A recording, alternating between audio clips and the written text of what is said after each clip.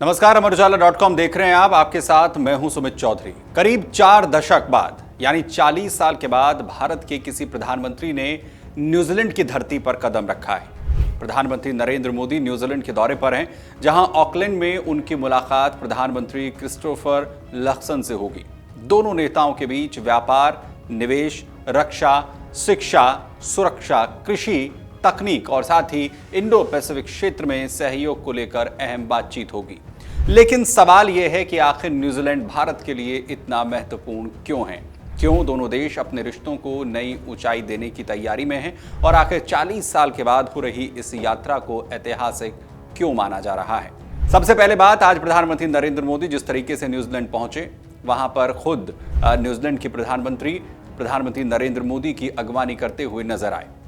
दक्षिण पश्चिम प्रशांत महासागर में बसा ये छोटा लेकिन बेहद विकसित देश दुनिया के सबसे शांत और पारदर्शी लोकतंत्रों में गिना जाता है। ऑस्ट्रेलिया से करीब 1600 किलोमीटर दूर स्थित न्यूजीलैंड की आबादी करीब 53 लाख है, लेकिन जीवन स्तर, शिक्षा, स्वास्थ्य, कानून व्यवस्था और सुशासन के मामले में ये दुनिया के शीर्ष देशों में शामिल है। वहीं अंतर्राष्ट्रीय मुद्रा कोष के मुताबिक 2026 में न्यूजीलैंड की जीडीपी करीब 278 अरब डॉलर रहने का अनुमान है। यानी आकार में छोटा होने के बावजूद वैश्विक अर्थव्यवस्था में इसकी अहम भूमिका है। उधर भारत और न्यूजीलैंड के रिश्ते भी नए नहीं हैं। दोनों कभी ब्रिटिश साम्राज्य का हिस्सा रहे, दोनों कॉमनवेल्थ के सदस्य हैं। लोकतंत्र, कानून व्यवस्था, अंग्रेजी भाषा और क्रिकेट जैसे कई साझा सूत्र दोनों देशों को जोड़ते हैं। दोनों देशों के बीच आधिकारिक राजनयिक संबंध 1952 में स्थापित हुए थे, जबकि व्यापारिक संपर्क इससे भी पहले शुरू हो चुका था। पिछले 7 दशकों में दोनों देशों ने राजनीतिक, आर्थिक और सांस्कृतिक रिश्तों को लगातार मजबूत किया है। लेकिन पिछले कुछ सालों में न्यूजीलैंड के लिए भारत की अहमियत कई गुना बढ़ गई है और इसकी सबसे बड़ी वजह है भारत की तेजी से बढ़ती अर्थव्यवस्था, दुनिया की सबसे बड़ी आबादी और इंडो पैसिफिक क्षेत्र में बढ़ता रणनीतिक प्रभाव। यही वजह है कि न्यूजीलैंड ने भारत को अपनी विदेश नीति में प्राथमिकता देना शुरू किया है।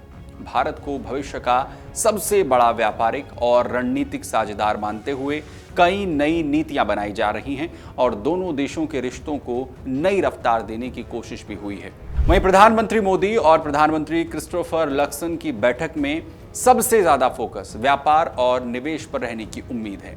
दोनों देशों के बीच हाल ही में व्यापक मुक्त व्यापार समझौता यानी FTA हुआ है और इस समझौते का मकसद दोनों देशों के बीच व्यापार बढ़ाना, निवेश को आसान बनाना और कारोबारियों के लिए नए अवसर तैयार करना है।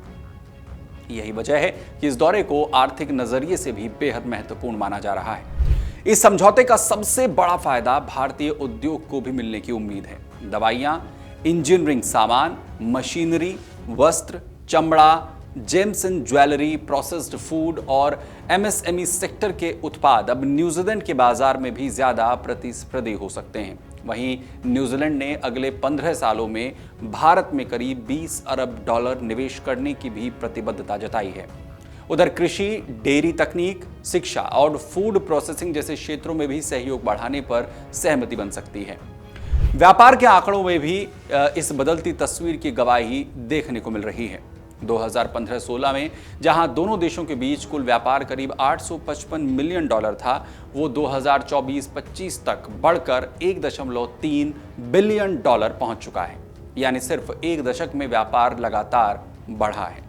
वहीं भारत का न्यूजीलैंड को निर्यात भी तेजी से बढ़ा है। भारत से दवाइयां, मशीनरी, वाहन, टेक्सटाइल और कीमती पत्थर भेजे जाते हैं, जबकि न्यूजीलैंड से भारत ऊन, लकड़ी, फल, मेवे, एल्यूमिनियम और साथ ही कृषि उत्पाद आयात करता है।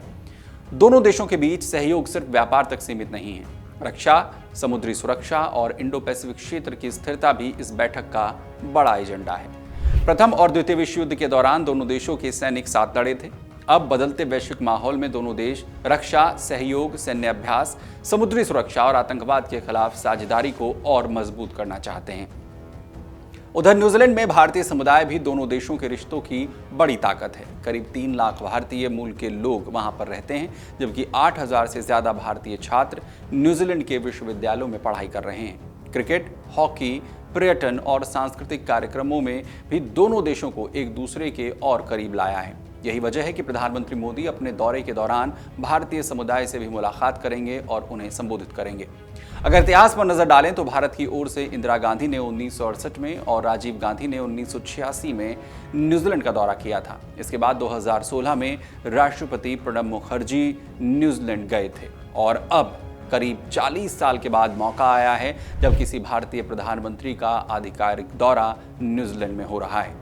हालांकि दूसरी तरफ न्यूजीलैंड के प्रधानमंत्री क्रिस्टोफर लक्सन मार्च 2025 में ही भारत आए थे और उसी यात्रा के दौरान दोनों देशों के रिश्तों को नई दिशा देखने को मिली थी। इस दौरे पर पूरी दुनिया की नजर इसलिए भी है क्योंकि इंडो पैसिफिक क्षेत्र आज वैश्विक राजनीति और अर्थव्यवस्था का सबसे महत्वपूर्ण केंद्र बन चुका है। चीन के बढ़ते प्रभाव, समुद्री सुरक्षा और सप्लाई चेन जैसे मुद्दों पर भारत और न्यूजीलैंड के साझा हित हैं। ऐसे में दोनों देशों के बीच रणनीतिक साझेदारी आने वाले समय में और भी मजबूत हो सकती है। यही वजह है कि इस बैठक को सिर्फ द्विपक्षीय नहीं बल्कि क्षेत्रीय और वैश्विक नजरिए से भी अहम माना जा रहा है। कुल मिलाकर प्रधानमंत्री नरेंद्र मोदी का ये न्यूजीलैंड दौरा सिर्फ एक औपचारिक विदेश यात्रा नहीं बल्कि भारत और न्यूजीलैंड के रिश्तों के नए दौर की शुरुआत माना जा रहा है। व्यापार से लेकर रक्षा, शिक्षा से लेकर तकनीक, कृषि से लेकर निवेश और इंडो पैसिफिक रणनीति तक कई बड़े फैसलों की नींव इस यात्रा में रखी जा सकती है। करीब 40 साल के बाद हो रही ये यात्रा दोनों लोकतांत्रिक देशों की साझेदारी को नई दिशा दे सकती है।